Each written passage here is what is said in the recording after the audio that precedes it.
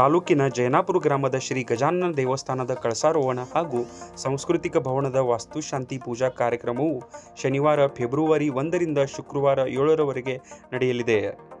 ದಿನಾಲು ಹೋಮ ಹವನ, ಪ್ರವಚನ, ಮಹಾಪ್ರಸಾದ, ಅದೇ ರೀತಿ ಕುಂಭಮೇಳ, ಕಳಸದ ಪೂರ್ವ ಪ್ರವೇಶ, ದೀಪೋತ್ಸವ ಸೇರಿದಂತೆ ವಿವಿಧ ಧಾರ್ಮಿಕ ಕಾರ್ಯಕ್ರಮಗಳು ನಡೆಯುತ್ತಿದೆ. ನಿಡಸೋಶಿಯ ಸಿದ್ಧ ಸಂಸ್ಥಾನ ಮಠದ ಶ್ರೀ ಮನೀಪ್ರ ಜಗದ್ಗುರು ಪಂಚಮ ಶಿವಲಿಂಗೇಶ್ವರ ಮಹಾಸ್ವಾಮೀಜಿ ಇವರ ದಿವ್ಯ ಸಾನ್ನಿಧ್ಯದಲ್ಲಿ ಹಾಗೂ ಚಿಕ್ಕೋಡಿಯ ಶ್ರೀ ಸಂಪಾದನಾ ಮಹಾಸ್ವಾಮೀಜಿ, ಜೋಡ್ಕುಳಿಯ ಶ್ರೀ ಸಿದ್ಧ ಚಿತ್ತಘನಾನಂದ ಭಾರತಿ ಮಹಾಸ್ವಾಮೀಜಿ, ವಿದ್ರೋಳಿಯ ಶ್ರೀ ಸಿದ್ಧಲಿಂಗ ಶಿವಯೋಗಿ ಮಹಾಸ್ವಾಮೀಜಿ ಇವರ ಸಾನ್ನಿಧ್ಯದಲ್ಲಿ ಕಾರ್ಯಕ್ರಮಗಳು ನಡೆಯುತ್ತಿದೆ. ಅದೇ ರೀತಿ 7 ದಿನಗಳ ಕಾಲ ಅಸಂಗಿ ಹಿರೇಮಠದ ಶ್ರೀ ವೀರಬಸವ ದೇವರು ಇವರಿಂದ ಪ್ರವಚನ ನಡೆಯುತ್ತಿದೆ. ಗುರುವಾರ ದಿನಾಂಕ 6ರಂದು ಮುಂಜಾನೆ 6 ಗಂಟೆಗೆ ಗ್ರಾಮದ ಎಲ್ಲ ದೇವಸ್ಥಾನಗಳ ದೇವರ ಅಭಿಷೇಕ, ಮಧ್ಯಾಹ್ನ 2 ಗಂಟೆಗೆ ಶ್ರೀ ವೀರಭದ್ರೇಶ್ವರ ದೇವಸ್ಥಾನದಿಂದ ಶ್ರೀ ಗಜಾನನ ದೇವಸ್ಥಾನದವರೆಗೆ ಸಕಲ ವಾದ್ಯ ಮೇಳದೊಂದಿಗೆ ಕುಂಭಮೇಳ ಹಾಗೂ ಕಳಸದ ಪೂರ್ವ ಪ್ರವೇಶ ಕಾರ್ಯಕ್ರಮ ನಡೆಯಲಿದೆ.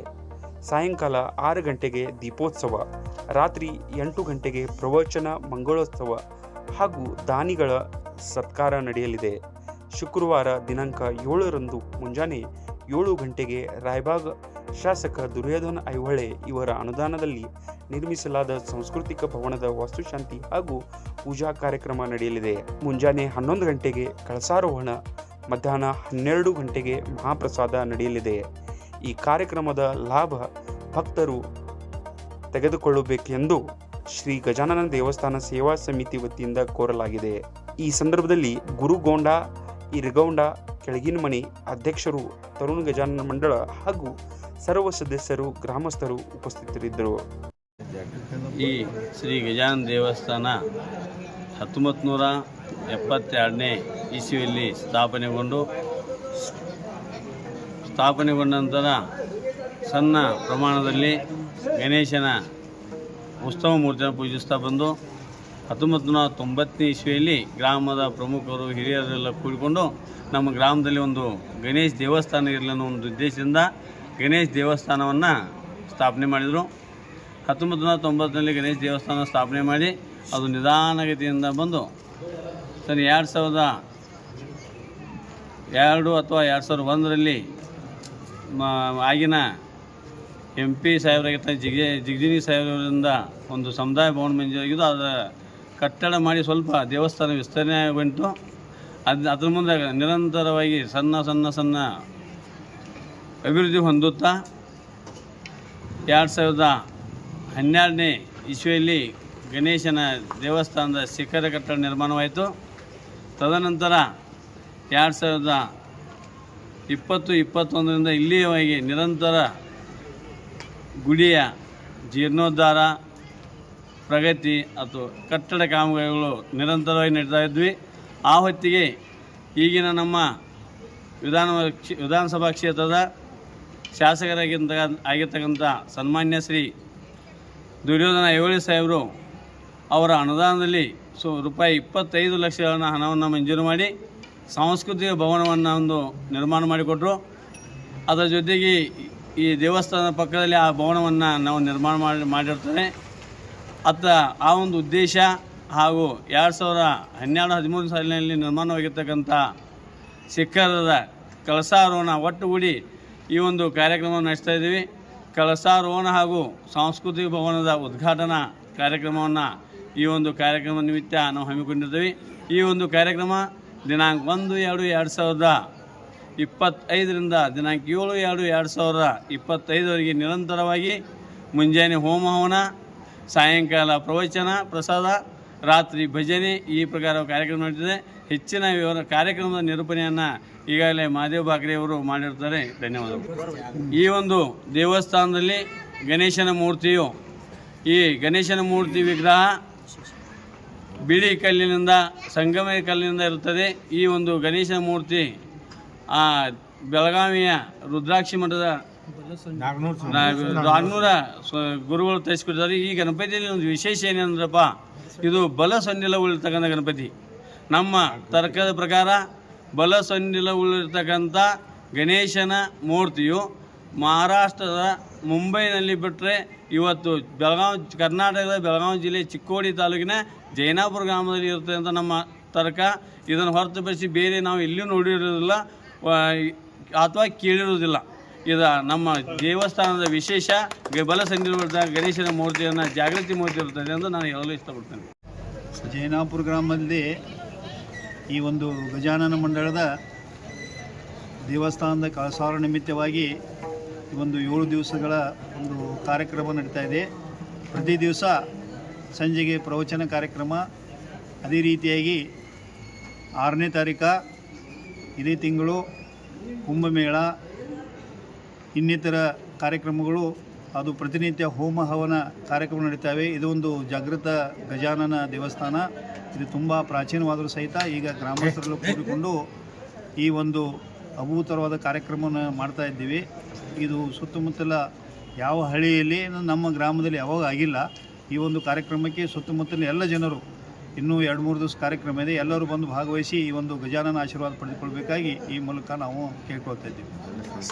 ನಮ್ಮ ಗಜಾನನ ವಿಶೇಷ ಏನಂದರೆ, ಅವರು ಯಾವ ಗಜಾನನಗಳು ಎಡಗಡೆ ಮುಂದೆ ತಿನ್ನುವುದ ಮಾಡೋದು ಇದ್ದೇ ಇರ್ತೈತಿ ಸೊಂಡಿ. ಈಗ ನಾವು ನಾಗನೂರು ಸ್ವಾಮಿ ಶಿವಬಸವ ಸ್ವಾಮಿಗಳ ವತಿಯಿಂದ ಅವ್ರು ಹೇಳಿದ ಪ್ರಕಾರ ನಾವು ಬಲಸೊಂಡಿ ಮಾಡೋಣ, ಬಲದ ಸೊಂಡಿ ಮಾಡಿ ಜೈಪುರದಿಂದ ತರಿಸಿದ್ವು. ಅಲ್ಲಿಂದ ಬಂದು ನಮ್ಮ ಇದಕ್ಕೆ ಸ್ಥಾಪನೆ ಮಾಡಿದ್ವಿ, ಅಟ್ ಮಾಡಿಬಿಟ್ಟಿದ್ದೀವಿ.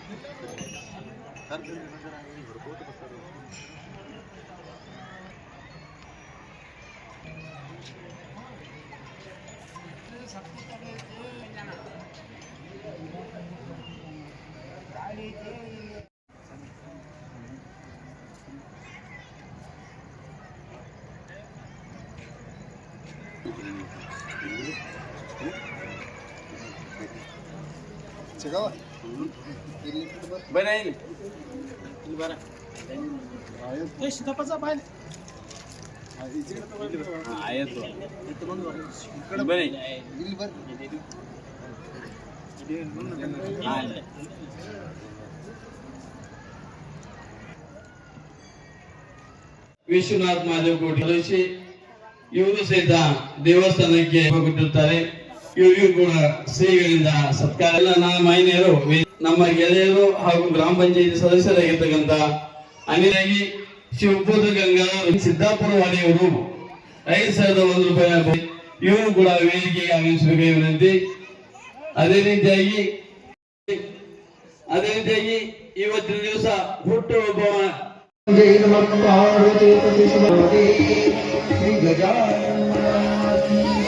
जगज्योति बसवेश्वर गुरुकुंट राजेश्वर सकल साधु संत महाराज की जय.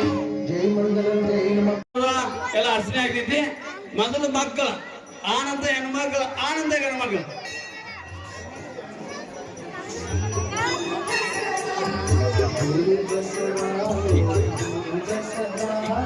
रक्षिसु जय श्री